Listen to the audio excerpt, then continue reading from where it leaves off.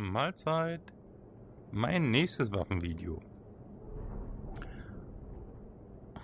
Ich wollte es wieder sagen, ich habe es mir verkniffen. Gut.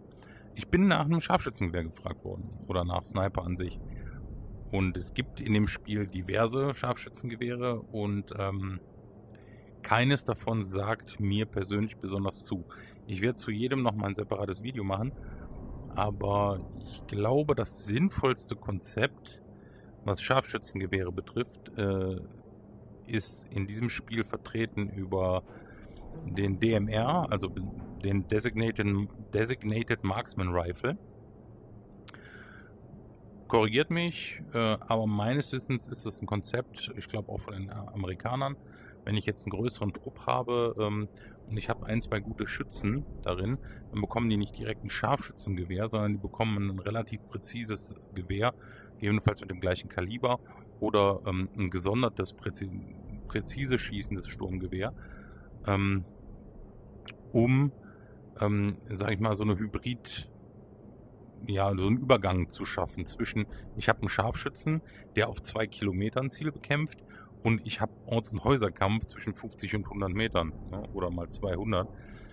Und gerade wo ich jetzt schon die Distanzen genannt habe, bin ich der Meinung, bei Tabor, ich meine, wir spielen auf Island, die meisten von uns 200 Meter, 250 Meter, wo wir schießen, und da lohnen sich richtige Scharfschützengewehre nicht.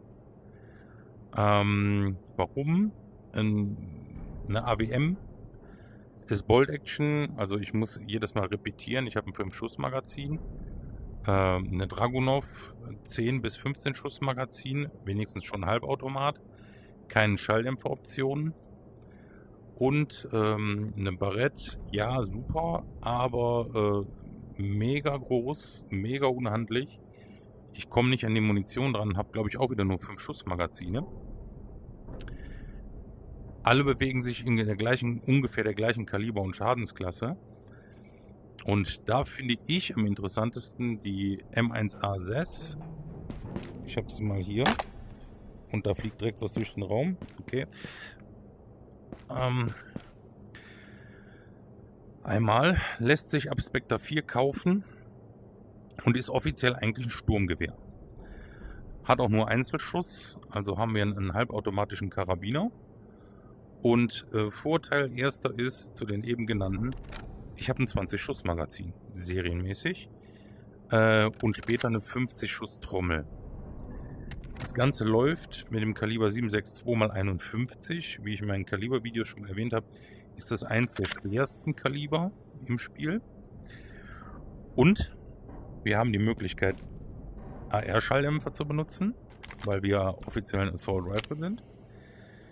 Und wir haben genug Rails, um Griffe und jegliches Visier zu benutzen, was wir uns eigentlich vorstellen können. Die Waffe ist zwar immer noch ziemlich groß, aber ich könnte jetzt hingehen und mein normales Holo-Visier machen, was ich persönlich ganz gerne mache. Ne?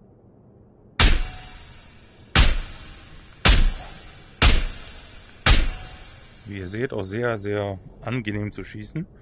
Oder ich kann natürlich auch hingehen und mit anderen Visieren arbeiten, um noch mehr Zoom zu haben. Ah, und da ist der Bug. Okay, die Visierdarstellung ist noch nicht korrekt. Also das ist dann dementsprechend erstmal raus, bis sie das gefixt haben. Das ACOG habe ich lange nicht mehr benutzt. Das ist jetzt auch auf Spectre 2 runtergesetzt worden. Das ist natürlich die Sache. Was haben wir hier? Da sieht man hier im Dunkeln schlecht den Einschlag. Und wir haben eigentlich ab Spectre 4 meiner Meinung nach das beste Scharfschützengewehr im Spiel. Kann man im Nahkampf benutzen, kann man auf sehr lange Reichweite benutzen. Wir haben genug Munition. Ein Nachteil ist, aufgrund der Magazingröße, aber das haben alle, können wir keinen taktischen Magazinwechsel machen. Also wir können nicht das zweite Magazin greifen und switchen, weil die einfach zu groß für die Hand sind. Kann man bei Trommeln aber auch nicht. Und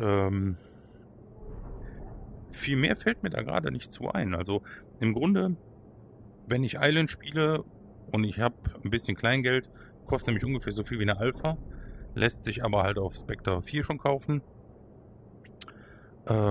Ist das einer meiner bevorzugten Karabiner.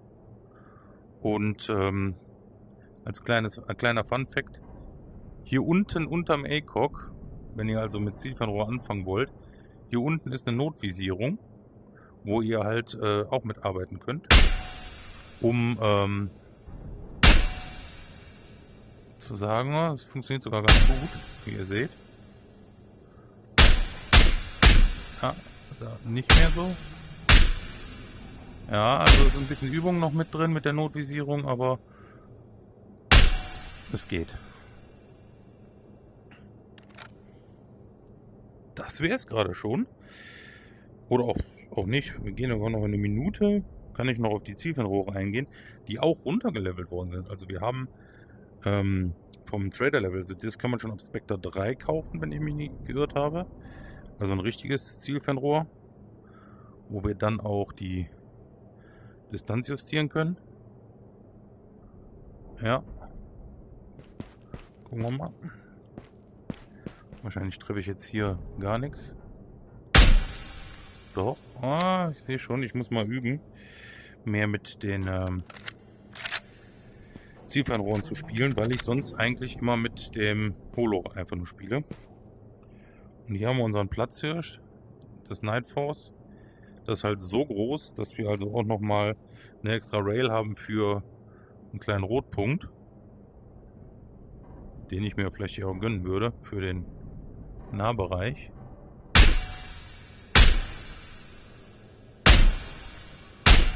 Ah ja, ich merke schon, ich glaube, das werde ich die Tage mal ausprobieren. Vielleicht auch in einem Night Raid. Ja, das wäre meiner Meinung nach das beste Scharfschützengewehr, obwohl es eigentlich ein Sturmgewehr ist. Und auch vielleicht einer der Gründe, auf Spectre 4 zu spielen. Zu den richtigen Scharfschützengewehren mache ich noch Videos, aber das ist halt mein Favorit. Dann vielen Dank fürs Zuschauen und bis zum nächsten.